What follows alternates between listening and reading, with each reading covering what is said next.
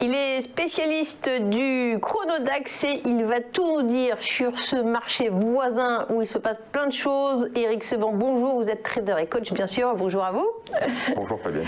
Alors, je le disais, le DAX a dépassé les 15 500 points. Quelle est votre lecture à vous? Qu'est-ce qui anime les transactions en ce moment? Justement, c'est un manque d'idées flagrantes parce que pour ce matin, on ouvre dans le bas de la zone après s'être replié hier. La zone 15 450, 15 650, c'est la zone dans laquelle le DAX évolue depuis maintenant 11 séances. Donc il n'y a pas d'idée forte, c'est une phase de neutralisation de la tendance haussière qui s'est installée. C'est la plus longue phase de latéralisation depuis février.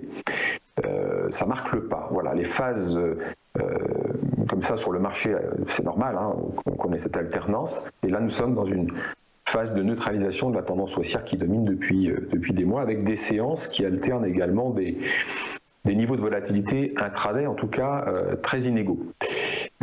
15 800, c'est encore le niveau que je pensais qu'on pouvait atteindre la semaine dernière. 15 750 manifestement fait résistance pour aller chercher ce double top qu'on est venu chercher en première intention très rapidement. C'était un objectif assez ancien que je vous avais donné.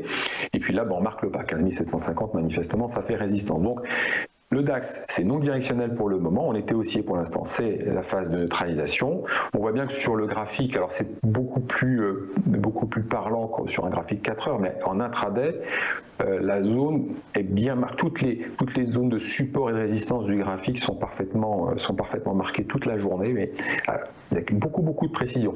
Donc toutes les zones sont très bien marquées et puis finalement cette situation d'attentisme n'est pas trop difficile à travailler parce que tout le monde voit les supports, tout le monde voit les résistances et donc dans une phase neutre on peut travailler les deux sens. Donc ça donne quand même beaucoup d'opportunités en intraday avec des bonnes probabilités de réussite de travailler dans les deux sens et on voit bien que globalement on fait des écarts relativement importants dans la journée. Donc la fin annoncée du soutien budgétaire semble commencer à produire ses effets. C'est peut-être le début, le commencement du changement d'idée dominante dont je vous parlais la semaine dernière.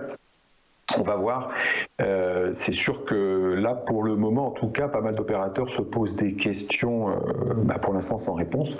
Je dirais que la première sur la liste, en tout cas moi c'est la première que je me pose, c'est de savoir si bien en cas de baisse le soutien des banques centrales sera encore opérant.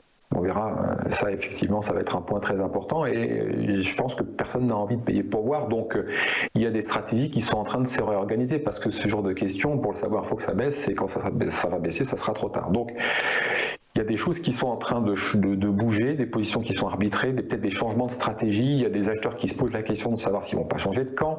Sans doute. Bon, je ne dis pas qu'on est à la veille d'un retournement de tendance parce que ce n'est pas le cas. Il n'y a toujours pas de signal de vente qui est déclenché. C'est juste une neutralisation. D'ailleurs, ça pourrait tout à fait repartir dans l'autre sens. Imaginez simplement que les inquiétudes sanitaires commencent à revenir sur le devant de la scène avec tous ces nouveaux variants et vous pourriez très rapidement avoir un nouveau message des banques centrales en disant « vous inquiétez pas, on est encore là ». Donc, si on a ça, boum, ça va remonter encore d'un cran et sur le plan de chartiste, on va afficher un nouveau plus haut dans la zone 900, 930, ça suffira pour réinstaller la tendance haussière. Donc il faut être méfiant. C'est toujours pareil, c'est ce que je vous dis depuis des semaines. Il ne faut surtout pas vous mettre à vendre. Pour l'instant, il n'y a pas de remise en question du scénario de soutien, en tout cas à très court terme, parce que c'est annoncé pour 2023, je crois, cette fin de soutien budgétaire, mais pour l'instant, il est toujours en cours. C'est simplement que voilà, l'idée dominante que les banques centrales sont toujours là pour soutenir qu'il n'y aura pas de baisse, ça commence à shifter un peu et là il y en a qui se posent des questions. En tout cas, ceux qui sont pour l'heure en tout cas, puisqu'on va parler d'intraday, le DAX commence un rebond dans le bas de la zone. Et puis pour ceux qui sont à l'achat, 15 750 pour la journée, même 15 680, c'est déjà la première résistance pour prendre ses gains si vous êtes dans le bon sens. Merci beaucoup Éric Seban pour ces explications. À très bientôt.